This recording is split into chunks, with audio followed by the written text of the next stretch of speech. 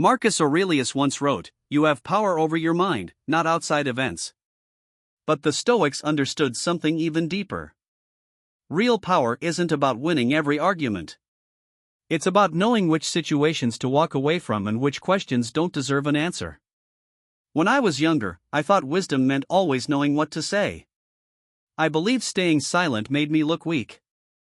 But through experience and Stoic teachings, I learned the opposite. Chosen silence is strength. Some questions aren't meant to be answered, because answering them costs you your peace, your dignity, and your freedom. There are certain questions people have used for centuries to manipulate others. They sound innocent, even caring, but they hide a different purpose. As the Stoics taught, a calm and steady person is the hardest to deceive. Wisdom often means staying calm while others try to pull you into conflict. I remember a moment before a public meeting when a colleague asked me, "Why are you so nervous?" He smiled as he said it. Without thinking, I replied, "I'm not nervous. I just didn't sleep well." That one sentence changed the mood in the room. Suddenly, people looked at me as if something really was wrong. Later, I understood what happened. When someone asks why you're nervous or tense, they often aren't concerned. They're trying to push you into defending yourself. The moment you explain, you accept the idea that something is wrong with you. Epictetus warned about this. It's not what someone says that disturbs you, but how you judge it. The goal of such questions is to get a reaction. Once I learned to stay calm and simply say, "I'm fine," and move on, the power returned to me. You don't need to prove you're calm. Quiet confidence protects you better than explanations ever will. Another question I used to hear a lot was, "Don't you trust me?" I heard it in friendships, at work, and in relationships. Whenever I set a boundary or asked for clarity, that question would come up. It made me feel guilty. I'd wonder if I was being too suspicious or unkind. But I eventually realized this question isn't really about trust. It's about control. It pressures you to ignore your instincts. Seneca wrote that wisdom begins with knowing what deserves trust and what deserves careful thought. A wise person doesn't trust blindly. They trust while paying attention. I once had a friend ask to borrow a large amount of money. He looked at me and said, "Don't you trust me?" In that moment, I understood how easily that question can be used to silence reasonable caution. Sometimes the wisest response isn't an answer at all. Silence, when chosen calmly and deliberately, is not weakness. It's self-respect. I answered, "I do trust you, but I also trust reality. So let's put it in writing." He laughed at first, but later I noticed he respected me more for it. Real trust is not afraid of clarity. The Stoics understood that being careful is not the same as being suspicious. It's simply being aware. As Marcus Aurelius said, a person should stand on their own, not be held up by others. When someone pressures you with, "Don't you trust me?" take a breath and remember this: an honest person doesn't ask for blind faith. They respect your boundaries because they respect the truth. Another question that can hurt deeply is, what are you hiding?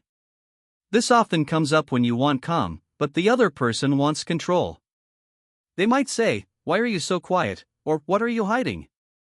When I was younger, I tried to explain myself. I'd say I wasn't hiding anything and give long reasons.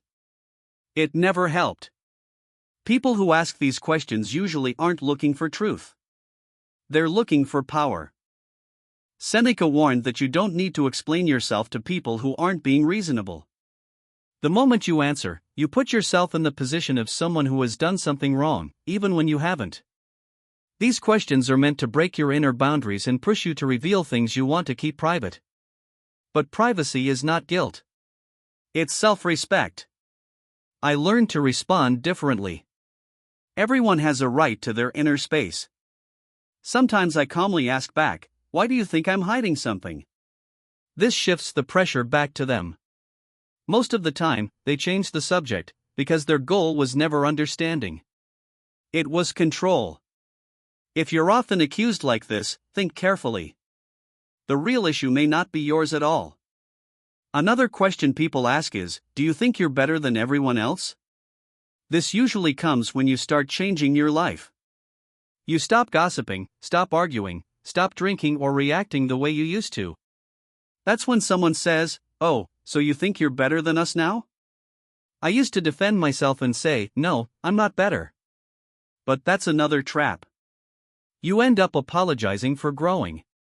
The Stoics taught that humility matters, but humility doesn't mean lowering yourself. I remember sitting with old friends while they mocked someone who wasn't there.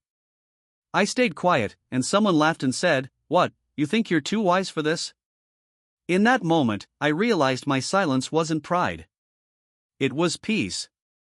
So when someone tries to shame you for choosing a different path, you can calmly say, "I'm not better. I'm just choosing what feels right for me," or simply, "I respect your path. Please respect mine." People often mock what they don't understand. Peace can look like arrogance to those who live in constant noise.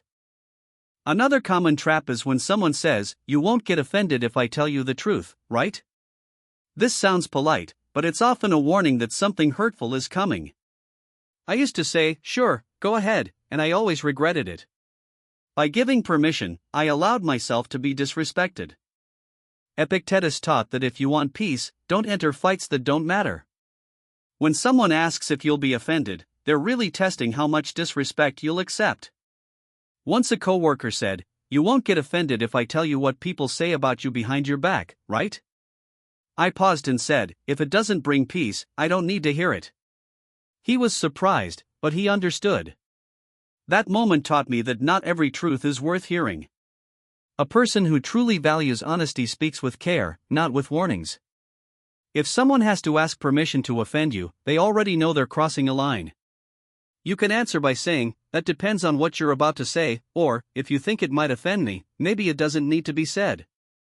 Marcus Aurelius reminded us that the best way to deal with negativity is not to become like those who create it. Stoicism isn't about silence out of fear. It's about silence chosen with control and self-respect. Life will always bring people who try to provoke you with loaded questions. But you are not required to answer every one of them. Wisdom isn't about having the perfect reply. It's about knowing which questions deserve no reply at all.